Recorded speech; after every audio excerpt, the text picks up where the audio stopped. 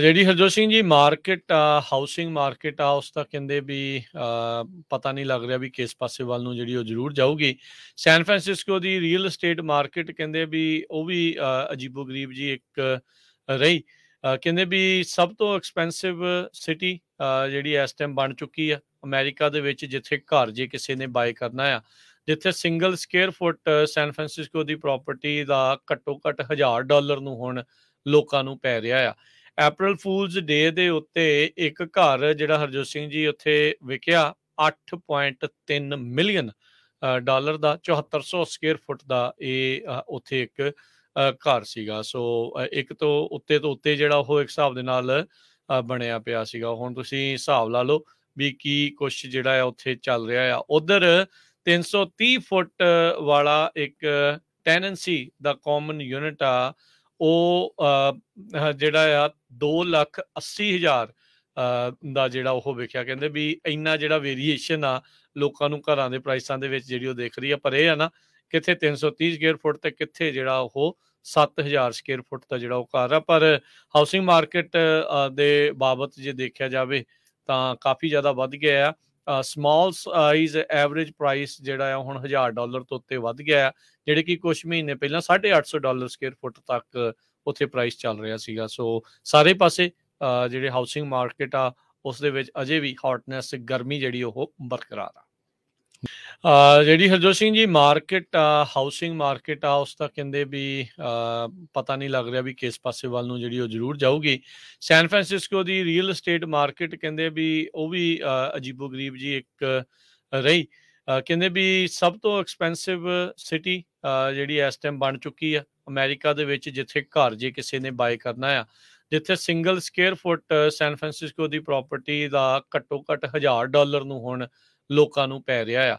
ਅਪ੍ਰੈਲ fools ਡੇ ਦੇ ਉੱਤੇ ਇੱਕ ਘਰ ਜਿਹੜਾ ਹਰਜੋਤ ਸਿੰਘ ਜੀ ਉੱਥੇ ਵਿਕਿਆ 8.3 ਮਿਲੀਅਨ ਡਾਲਰ ਦਾ, 7400 ਸਕੁਅਰ ਫੁੱਟ ਦਾ ਇਹ ਉੱਥੇ ਇੱਕ ਘਰ ਸੀਗਾ। ਸੋ ਇੱਕ ਤੋਂ ਉੱਤੇ ਜਿਹੜਾ ਉਹ ਇੱਕ ਹਿਸਾਬ ਦੇ ਨਾਲ ਬਣਿਆ ਪਿਆ ਸੀਗਾ। ਹੁਣ ਤੁਸੀਂ ਹਿਸਾਬ ਲਾ ਲਓ ਵੀ ਕੀ ਕੁਛ ਜਿਹੜਾ ਆ ਉੱਥੇ ਚੱਲ ਰਿਹਾ ਆ। ਉਧਰ 330 ਫੁੱਟ ਵਾਲਾ ਇੱਕ ਟੈਨੈਂਸੀ ਦਾ ਕਾਮਨ ਯੂਨਿਟ ਆ, ਉਹ ਜਿਹੜਾ ਆ 2,80,000 ਦਾ ਜਿਹੜਾ ਉਹ ਵਿਕਿਆ। ਕਹਿੰਦੇ ਵੀ ਇੰਨਾ ਜਿਹੜਾ ਵੇਰੀਏਸ਼ਨ ਆ ਲੋਕਾਂ ਨੂੰ ਘਰਾਂ ਦੇ ਪ੍ਰਾਈਸਾਂ ਦੇ ਵਿੱਚ ਜਿਹੜੀ ਉਹ ਦਿਖ ਰਹੀ ਆ। ਪਰ ਇਹ ਆ ਨਾ, ਕਿੱਥੇ 330 ਸਕੁਅਰ ਫੁੱਟ ਤੇ ਕਿੱਥੇ ਜਿਹੜਾ ਉਹ 7,000 ਸਕੁਅਰ ਫੁੱਟ ਦਾ ਜਿਹੜਾ ਉਹ ਘਰ ਆ। ਪਰ ਹਾਊਸਿੰਗ ਮਾਰਕੀਟ ਦੇ ਬਾਬਤ ਜੇ ਦੇਖਿਆ ਜਾਵੇ ਤਾਂ ਕਾਫੀ ਜ਼ਿਆਦਾ ਵੱਧ ਗਿਆ ਆ। ਸਮਾਲ ਸਾਈਜ਼ ਐਵਰੇਜ ਪ੍ਰਾਈਸ ਜਿਹੜਾ ਆ ਹੁਣ $1000 ਤੋਂ ਉੱਤੇ ਵੱਧ ਗਿਆ ਆ, ਜਿਹੜੇ ਕਿ ਕੁਝ ਮਹੀਨੇ ਪਹਿਲਾਂ $850 ਸਕੁਅਰ ਫੁੱਟ ਤੱਕ ਉੱਥੇ ਪ੍ਰਾਈਸ ਚੱਲ ਰਿਹਾ ਸੀਗਾ। ਸੋ ਸਾਰੇ ਪਾਸੇ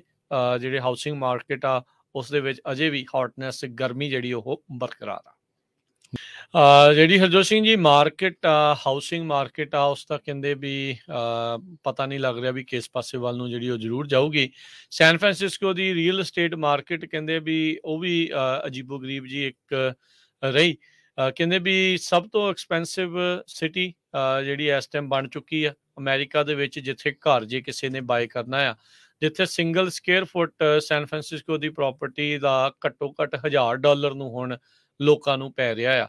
ਅਪ੍ਰੈਲ ਫੂਲਸ ਡੇ ਦੇ ਉੱਤੇ ਇੱਕ ਘਰ ਜਿਹੜਾ ਹਰਜੋਤ ਸਿੰਘ ਜੀ ਉੱਥੇ ਵਿਕਿਆ 8.3 ਮਿਲੀਅਨ ਡਾਲਰ ਦਾ, 7400 ਸਕੁਅਰ ਫੁੱਟ ਦਾ ਇਹ ਉੱਥੇ ਇੱਕ ਘਰ ਸੀਗਾ। ਸੋ ਇੱਕ ਤੋਂ ਉੱਤੇ ਜਿਹੜਾ ਉਹ ਇੱਕ ਹਿਸਾਬ ਦੇ ਨਾਲ ਬਣਿਆ ਪਿਆ ਸੀਗਾ। ਹੁਣ ਤੁਸੀਂ ਹਿਸਾਬ ਲਾ ਲਓ ਵੀ ਕੀ ਕੁਛ ਜਿਹੜਾ ਆ ਉੱਥੇ ਚੱਲ ਰਿਹਾ ਆ। ਉਧਰ 330 ਫੁੱਟ ਵਾਲਾ ਇੱਕ ਟੈਨੈਂਸੀ ਦਾ ਕਾਮਨ ਯੂਨਿਟ ਆ, ਉਹ ਜਿਹੜਾ ਆ 2,80,000 ਦਾ ਜਿਹੜਾ ਉਹ ਵਿਕਿਆ। ਕਹਿੰਦੇ ਵੀ ਇੰਨਾ ਜਿਹੜਾ ਵੇਰੀਏਸ਼ਨ ਆ ਲੋਕਾਂ ਨੂੰ ਘਰਾਂ ਦੇ ਪ੍ਰਾਈਸਾਂ ਦੇ ਵਿੱਚ ਜਿਹੜੀ ਉਹ ਦਿਖ ਰਹੀ ਆ। ਪਰ ਇਹ ਆ ਨਾ, ਕਿੱਥੇ 330 ਸਕੁਅਰ ਫੁੱਟ ਤੇ ਕਿੱਥੇ ਜਿਹੜਾ ਉਹ 7,000 ਸਕੁਅਰ ਫੁੱਟ ਦਾ ਜਿਹੜਾ ਉਹ ਘਰ ਆ। ਪਰ ਹਾਊਸਿੰਗ ਮਾਰਕੀਟ ਦੇ ਬਾਬਤ ਜੇ ਦੇਖਿਆ ਜਾਵੇ ਤਾਂ ਕਾਫੀ ਜ਼ਿਆਦਾ ਵੱਧ ਗਿਆ ਆ। ਸਮਾਲ ਸਾਈਜ਼ ਐਵਰੇਜ ਪ੍ਰਾਈਸ ਜਿਹੜਾ ਆ ਹੁਣ $1000 ਤੋਂ ਉੱਤੇ ਵੱਧ ਗਿਆ ਆ, ਜਿਹੜੇ ਕਿ ਕੁਝ ਮਹੀਨੇ ਪਹਿਲਾਂ $850 ਸਕੁਅਰ ਫੁੱਟ ਤੱਕ ਉੱਥੇ ਪ੍ਰਾਈਸ ਚੱਲ ਰਿਹਾ ਸੀਗਾ। ਸੋ ਸਾਰੇ ਪਾਸੇ